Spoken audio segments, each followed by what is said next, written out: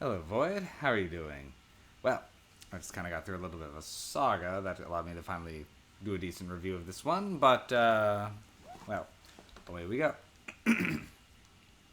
I, for Christmas, received the Criterion Godzilla Showa collection, and it contains all 15 classic Godzilla films from that era.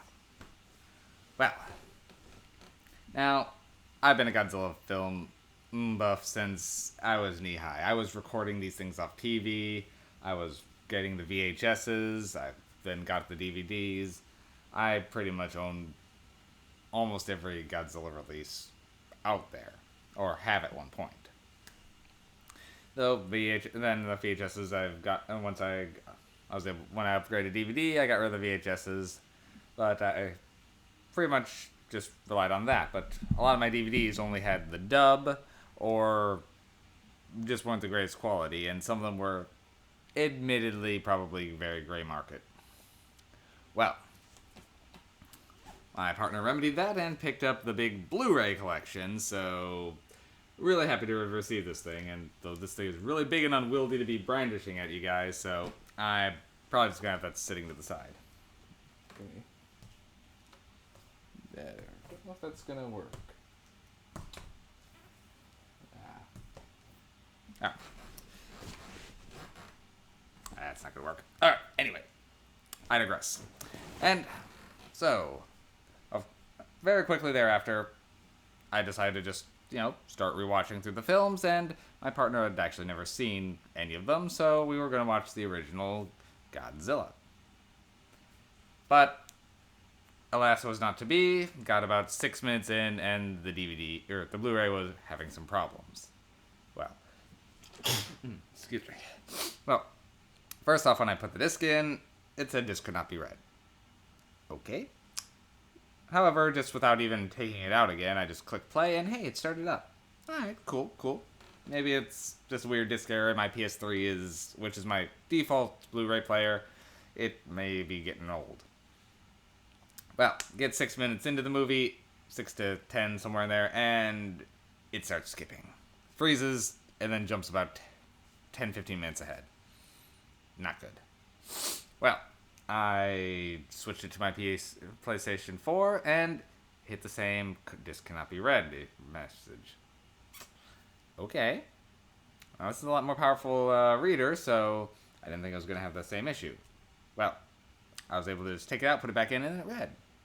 But it got to that same spot, skipped. Oh boy. However, I will give major props to the Criterion customer support team. Reached out to them, and they were able to get me a replacement disc. And they quoted me 2 to 4 weeks. Well, I got it in less than a week, and happily watched it tonight. And, well, so big shout out to Criterion.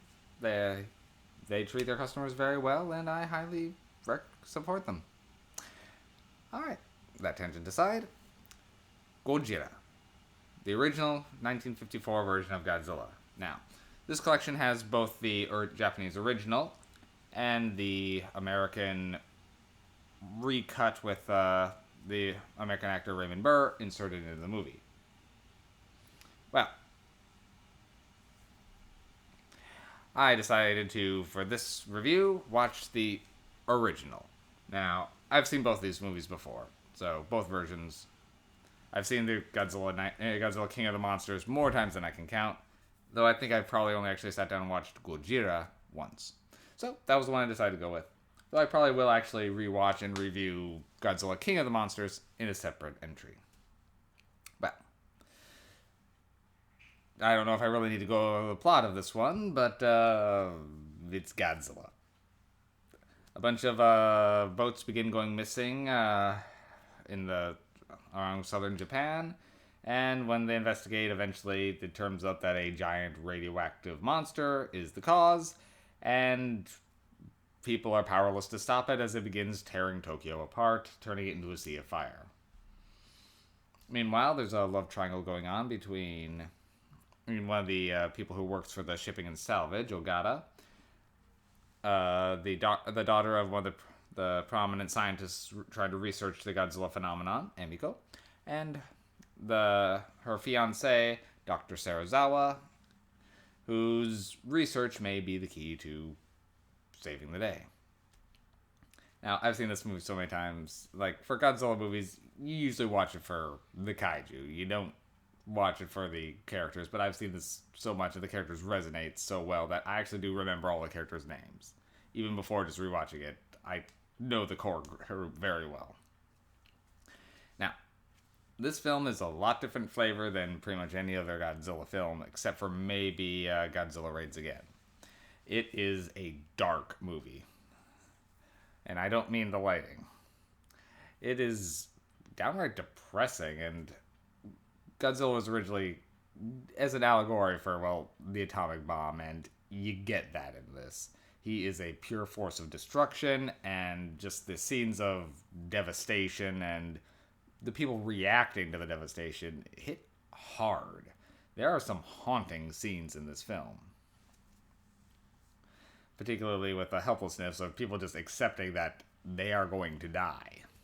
And then some of the scenes of the misery in the hospitals. This is like the only Godzilla film where you see like people being treated for radiation and injuries after the attack. And it hits. The movie is very well acted, and a lot of the special effects work for this one actually do hold up very well for the time. The animation for Godzilla's breath, sure, doesn't look the most convincing, but like the suit itself and the miniatures work is still top notch. And my only notice in this one, which I hadn't really noticed before, but this seems to be the one diminishing returns about watching higher quality versions of particularly old movies. Like on VHS and even DVD, you don't really notice some of the flaws in the movie. While Blu-ray, things are a lot clearer. And occasionally, like for the jets, you could see the wires. Or once when Godzilla's tail was moving, you could see the wire that was moving it. So, a little bit of diminishing returns because the higher quality, it actually shows up a little bit more. But that's just a minor nitpick, and for me, it doesn't really take anything away. So, tone on this one, it definitely doesn't lean into the campy silliness that the 60s and 70s got into. And the 80s and 90s definitely were darker. It was more action compared to the hard drama that hits in this one. Overall, it is still a very effective film, and it hits you. I do highly recommend seeking out the original Japanese version of the film. So it is, I know, was available on DVD for fairly widely, but I don't know if but I know that collection is out of print, and I don't know if it's re-entered print at all. It was from the same people who did, when I did my review of Rodan, which that collection skyrocketed in price, and there's been no release since.